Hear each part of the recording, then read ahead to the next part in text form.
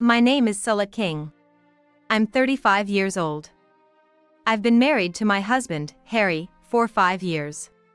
We have a 4-year-old son. Harry's family is wealthy. In fact, his father, Joseph, was once a singer with a hit song. That alone built him a fortune enough to live a life of leisure. One day, I got a call that Harry was rushed to the hospital. Unbelievably, he had been stranded during a cruise date with his mistress. He was quickly rescued and taken to the hospital. When I got there, Harry was overly dramatically hooked up to N4. With tears in his eyes, he said, "Oh, Sulla, you came. I thought I was gonna die." He must have been really scared. "You're the only one. I need you to take care of me," he said weakly. "Like I care. Here are the divorce papers," I retorted. Just then, a woman peeked through the curtain gap. "What?" Behind the curtain was Harry's mistress, a model named Rachel, with a battered face. "Rachel, you're safe." "That's great." "Huh? How can you say that? You left me to drown and only you got rescued." So typical of Harry. Always putting himself first. And now, look at this scar on my face. How will I continue modeling? There was a deep cut on Rachel's cheek. This might be something that makeup can't conceal. "This is partly your wife's fault, too. You should take responsibility. Or else I'll sue." How dare she, as a mistress, say something like that? Moreover, Rachel and I were acquaintances. Even though Harry pursued her, becoming an acquaintance's husband's mistress is quite bold. Well, since Rachel and I were rivals, her aim was probably more about taking Harry away from me. "I have contracts with companies for commercials, and now I might have to pay a penalty. What are you gonna do about it? Even if I get plastic surgery, it's gonna cost a fortune. You, the King family, should take full responsibility." It wasn't an intentional accident. The sea is just that dangerous. "What are you talking about? Harry's pickup line was about cruising, right? Showing off with a boating license he got in just a 2-day course, switching women left and right. Aren't you embarrassed at 40? Come on, calm down. Sulla is here, watch your language. Your wife knows, doesn't she? Such things wouldn't break Sulla. She's not that weak." Then Rachel's anger turned towards me. "With a face like that, you can't continue modeling." If that's the case, I had something to say, too. I had let Rachel be Harry's mistress for 2 years, waiting for the right moment to confront her. Rachel and I first met 17 years ago. Rachel and I were both 18 years old. We started as reader models for magazines, and that led to offers from talent agencies. From there, we began modeling, but neither of us became explosively popular. We worked steadily on small jobs, eventually walking the runway at the New York collection. Other gigs included being paid company at drinks and swimsuit jobs, gradually increasing our recognition. We were not frequent on TV, but we were active as magazine models. Rachel and I, the same age, joined the agency at the same time. Inevitably, we became rivals. While modeling, Rachel began producing her own clothing brand. However, that didn't go well, so she shifted to specializing in beauty, starting a cosmetics brand. Around that time, I got pregnant with Harry. And temporarily stepped back from the entertainment industry. Basically, Sulla, you married Harry for his money, right? Everyone knew Harry was a playboy, not a decent guy. And then a shotgun wedding. Your fans were all shocked, weren't they? Like, oh, so Sulla's that kind of person too. Well, Rachel, being Harry's mistress makes you no different. And let's face it, a mistress is way below a legal wife. But when did Sulla and Harry even start dating? Back then, Sulla was seeing someone else, right? And that guy was way better than Harry. People were wondering why she'd choose Harry. He's not that appealing. True, I can't easily explain why I married Harry, who was known for playing around. I was originally favored by his father, Joseph. He was a senior at the same agency. Joseph debuted as a singer 40 years ago and made a fortune from his hit debut song and royalties. Afterward, his songs were often used in the music industry, and including the royalties from his singing, he amassed enough wealth to live leisurely for the rest of his life. He was known for his extravagant spending, partying every night. A heavy drinker, he would gather staff and juniors for lavish parties. Raised by such a father, Harry too had a skewed sense of money. Even at 35, he hadn't settled down, worrying his father. My meeting with Harry began when I was invited to Joseph's birthday party. I met Harry at one of Joseph's birthday parties at his lavish Hamptons home. Joseph was keen on setting me up with Harry. Turning 30, I was unsure about continuing as a model. Marrying Harry meant a life without financial worries, not that I didn't have ulterior motives. At first, I dated Harry out of curiosity, but soon we had a child and hurried into marriage. Harry doesn't love you anymore, Sulla. He always badmouthed you. He said he married you only because of the child. Otherwise, he wouldn't have chosen such a boring woman like you. Then why doesn't he just divorce me and marry you, Rachel? The fact he hasn't done that shows a mistress is always second. Get it? Huh? Enjoy sitting on your high horse as the legal wife while you can. You've let yourself go so much it's hard to believe you were a model. Everything's going downhill. After the baby, even your figure's not the same, practically false advertising.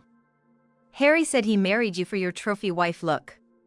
He could ask his dad to introduce him to someone better, but there's the kid to consider. Looks like your days as Mrs. King are numbered. Talking bad about his wife in front of his mistress is a classic move. Harry probably exaggerates the insults to make sure Rachel doesn't run away. But still, I can't understand why Harry, who likes younger women, would get involved with a 35-year-old auntie like Rachel. We're the same age, and if he's gonna have a mistress, you'd think he'd pick someone younger and cuter. After all, I know all the shady things Rachel has done. Did Harry choose Rachel on a whim? Or is there some good in Rachel that I don't know about? Meanwhile, Harry is sound asleep with an 4 drip in his arm. Or maybe just pretending. So, what's your aim in being Harry's mistress, Rachel? It's all about the money, right? You're always been like that, choosing any means for money. Without money, you couldn't afford all that plastic surgery, or hop from one old man to another, making mistress deals. Spending your prime in your 20s with those old guys must have been exhausting, right? Being a pretty and stylish woman, you're destined to be discarded eventually. Noticing my value declining around 30, I smartly got married first. I'm the winner here. Don't make me laugh. Your partner is Harry, that makes you the loser. Plus, it was a shotgun wedding. If it wasn't for the baby, you definitely wouldn't have married him. Being pampered by those old men is part of my charm. I'm a celebrity, after all. No amount of money spent on my appearance and beauty is enough. I need to maintain a high level of beauty consciousness, always being someone to look up to. Isn't it right to be greedy in that sense? Yeah, it was well known in the industry. You got big jobs through the casting couch. But lacking talent, some clients didn't call you back after one job. What's wrong with using the casting couch? It got me big jobs and good experiences. Acting all prim and proper like you, Sulla, doesn't work in our world. It's all about how famous you get. Otherwise, why would I be in this industry? I had more jobs than you, Rachel. I was an exclusive model for fashion magazines and even an assistant on comedy TV shows. I rose to that level without resorting to the casting couch. Don't try to one-up me. I walked the runway at the New York collection by myself, you know? You were just one of the many, Sulla. That's all you've got to brag about, Rachel. Just one solo runway walk nowadays, you're hardly active, right? Time to realize you're on the decline. Oh, that's why you're a mistress now. You get money without working. Must be nice. I'm busy every day taking care of my 4-year-old son, but you're just idle. Did you know the rumors when you married Harry, Sulla? People were saying the father of your baby might be Joseph. He always favored you so much. I heard Joseph set you up with Harry, but maybe you were Joseph's mistress? Huh? Don't spread such nonsense. Rachel, you've always been jealous, haven't you? Even before I married Harry, you were the one trolling me on social media. Calling me ugly and fat, saying I got jobs through the casting couch, accusing me of not caring about my fans, saying I splurge on shallow men at nightclub every night. You've been non-stop trolling me every day. Every morning, you'd write nasty things about me, then search yourself online and get depressed. Thought you weren't caught? After I got married, I requested disclosure, so I know it's true. Then why don't you sue me through a lawyer? I wrote only the truth, so you can't. You might have thought you were popular with many fans, but you had a lot of haters. I was just the catalyst, everyone else was writing what they were thinking. Don't be so paranoid. You trolled not only me but also other popular girls in the agency. Venting your own lack of popularity by bringing others down is the lowest. Isn't that why you never made it big? The agency was even troubled by how to deal with you. Rachel was never the agency's top star, but she acted like a prima donna. Overconfident in her abilities and somewhat famous, she became arrogant. Rachel increasingly escalated, becoming choosy about her jobs. Frankly, everyone wondered, where does that confidence come from? First, she refused to wear swimsuits or revealing outfits.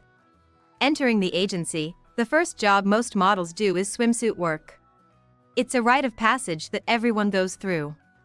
I didn't like it either, but the agency's pressure left no choice. But without doing so, she wouldn't have been able to garner recognition or interest from men. Even as we aged, there was still a demand for us. Rachel had been appealing to her agency to focus on modeling for famous magazines and photo book jobs. Then, she expressed her desire to venture into fashion industry. Influencers, models, and idols often dabble in apparel or beauty products as side businesses. Rachel wanted to join their ranks. However, nobody expected Rachel, with her level of fame, to succeed. Despite this, Rachel established her apparel brand using her own savings and loans from the bank. In the end, Rachel, you're just half-hearted. Your apparel line was just lending your name, you weren't really involved in managing it, right? Then, when your designs were criticized as copies and you quickly shut it down, you unlearnedly jumped into producing a cosmetics brand. Again, just lending your name with hardly any involvement, making a percentage off it.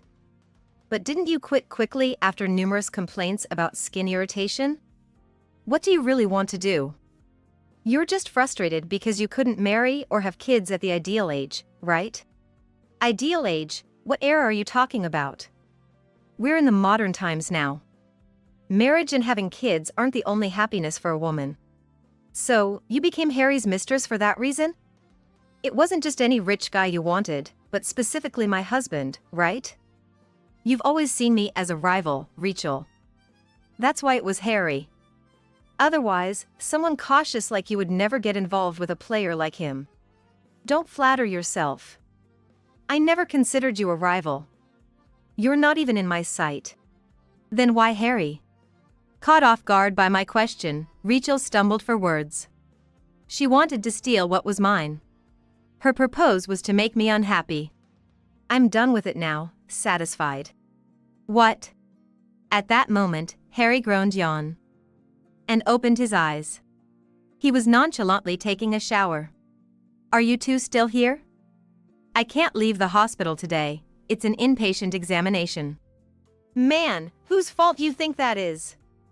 If ya ain't know how to handle a cruiser, damn not invited me in the first place. Rachel's true nature surfaced. Suddenly talking like a man. I took you on the cruiser because you wanted to. I've been piloting it since I was 20, it wasn't my mistake, just rough seas. Harry, your favorite pickup line has always been, I have a cruiser in the Hamptons, want a ride? How many women have fallen for that trap? And it had to be me, a model, who gets stranded with you. Are you a jinx? Huh? After making me spend so much money, and now you say this to someone weak from and for? It's over between me and Rachel. Huh, that's my line. I don't want anything to do with you. You'll pay for this scar on my face. Ah, so noisy. It's a hospital, keep it down. That's why I hate old ladies. Sulla, cover for me. I don't really understand money management. I couldn't believe Harry remained unfazed in this bizarre scene of his wife and mistress confronting each other. Is it because he's been through so many scandals with women? Harry, you seem to think you'll always have money, but the current situation isn't that rosy. Plastic surgery is expensive, and including Rachel's compensation, it's a lot of money. You can't possibly pay that. I responded calmly. I had known about Harry and Rachel's affair for a long time. Harry lived openly with his infidelities, thinking he was a capable man. But how does he think money comes in with neither him nor his father Joseph working? What? Can't pay, what do you mean? Did Dad say something? But he's not in a position to say anything. Like father, like son, Harry and Joseph are exactly alike in their womanizing and reckless spending. Joseph's hit debut was 40 years ago. He's occasionally mentioned for TV shows like Good Old Hit Song or What's That Nostalgic Man Up Now, but he's mostly a figure of the past. That one hit song brought in so much money, it drove Joseph mad. He hit success right after debuting, so he never knew struggle. Despite being a one-hit wonder, Joseph still clings to his past glory, acting all high and mighty as a celebrity. His womanizing, reckless spending, and drinking drove his wife, my mother-in-law, to divorce him 20 years ago. It was right around the time when Harry was 20 years old. With Joseph being like that, Harry also got carried away, doing whatever he wanted. At school, he'd boast about his dad being a celebrity and being rich. For example, like having a maid, owning luxury cars, and even a cruiser. While those were true, thinking it still applies now is just delusional. The King family doesn't have any extra money left. If they keep spending like this, they won't last another year. Yet, neither Joseph nor Harry see it. Joseph never really got involved in parenting. So he doesn't nag Harry about having a steady job. He has a flamboyant personality, living by the motto "live as you please on my money." Thanks to that, Harry, even at 40, hops from one job to another. More like trying to start businesses or helping friends, but always ending up being scammed. With money, bad people tend to flock around. Harry is naively trusting and easily deceived. Despite repeating these mistakes, he never learns. Thinking easy money is possible is fundamentally wrong. Hey, what happened to my cruiser? Did it get damaged when it capsized? Is it unusable now? Caring about your cruiser over me, you're really pathetic as a human being. Why did I even get involved with you? I've wasted 2 years. Maybe I could have found a decent marriage prospect in that time. You were with me just for my money, weren't you? Always asking for brand name stuff every time we met, showing it off on Instagram as if that's your life's purpose. At 35, flaunting wealth is just embarrassing. There's nothing attractive about you, Harry, besides money. But listening to Sulla, it sounds like you're running out. Even if you lose all your money, I'll still get my treatment and compensation. Sell the house, the company, even the cruiser, and make the money. Enough, just leave. Sulla, can you ask the nurse to escort Rachel out? My head hurts just being around her. Funny how you only treat Sulla as your wife in times like this. You badmouth her in front of me, but act all high and mighty in front of her. I've had quite the show. Anyway, I'll be sure to claim my treatment costs and compensation. Shut up. I should sue you instead. I don't know what Harry thinks he can sue for, but his stubbornness shows even in clear defeat. See you in court, then. With that, Rachel left. Left alone with Harry, an awkward silence filled the air. Seriously, I thought I was gonna die. When I was thrown into the sea, going under, I was honestly scared. But I'm glad I didn't die. Right, Sulla? My mind was made up. There's nothing good left in being involved with Harry. If anything, like this incident, only bad things happen. I need to make things clear, for our son's sake. The next day, Harry was discharged from the hospital. Luckily, not having been in too deep water or going too fast. Although he hadn't there were no significant injuries. As a former model, I did feel a bit of sympathy for Rachel. A facial scar for a model is as serious as losing a life. But as Harry's mistress, Rachel might face cold judgment from the public.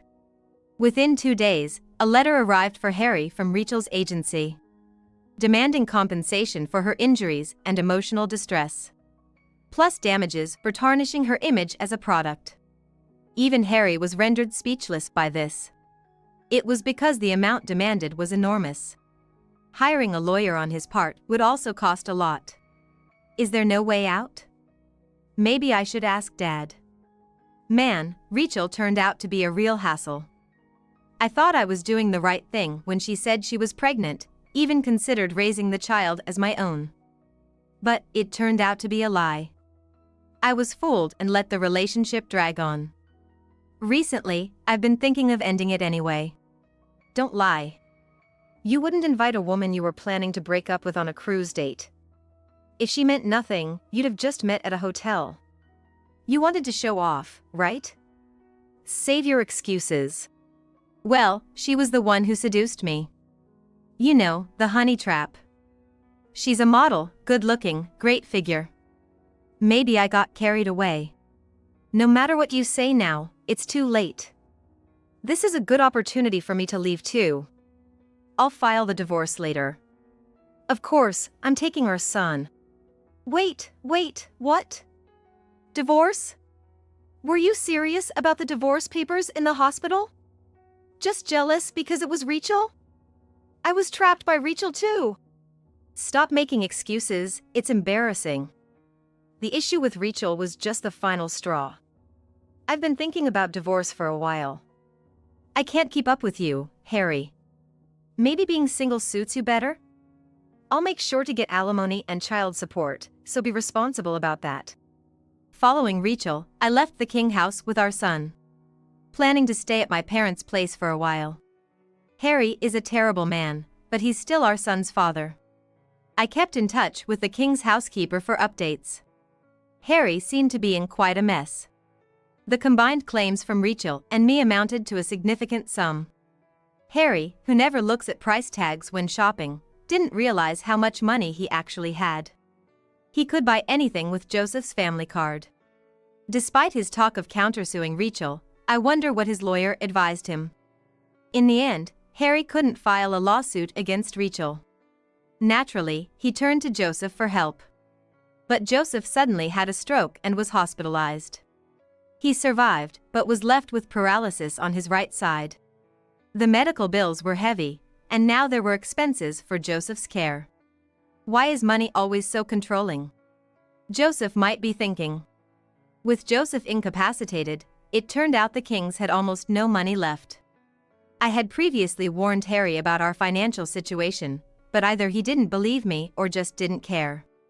Joseph knew we had no money, but he couldn't bring himself to lower his standard of living. So, despite being broke, he couldn't give up his lavish lifestyle. Unaware or pretending not to know, Harry continued his carefree ways with affairs, drinking, and eating extravagantly. He knew the truth, but chose to ignore it. This was evident since Harry had also accumulated debts. A life without money was unimaginable for him. He probably had baseless confidence that he could repay his debts. But faced with reality, even Harry turned pale. Unsure of what to do, he consulted a lawyer. As a result, the King family had to sell their land, luxury car, and cruiser. Joseph couldn't stay in the hospital forever. And he had to take care of him at home. By then, both Rachel and I were gone. Harry realized he had no one else to rely on. Those he thought were friends were only after his money. When times got tough, nobody was there to help or support him. Without the funds to place Joseph in a facility, Harry was left to juggle work and unfamiliar caregiving. I see Harry's situation as his own doing. I've been grateful to Joseph since his entertainment days, but his son, Harry, has caused me nothing but trouble. Joseph was the one who introduced Harry, which was the first step towards this failure. The one thing I thank Harry for is our beautiful son. That's the only thing I'm grateful for. We've been living off the mysterious money of the King family, but now it's time for me to work. I had just heard that Rachel was leaving her agency to start her own. When I asked to rejoin the agency, they quickly agreed. It turns out Rachel was fired. She had a habit of being late and sometimes left work early if she didn't like it. Still, Rachel was popular and had plenty of work. So the agency couldn't dismiss her. But her attitude eventually spread as bad reputation in the industry. Complaints from clients and partners became too much, and the agency couldn't protect her anymore. So that's why Rachel was fired. My timing was perfect. There was an anti-aging cosmetics commercial that they were considering Rachel for, being close to her 40s. With my return, I got the ad contract instead. This led to more work and frequent TV appearances. My restart has been going great.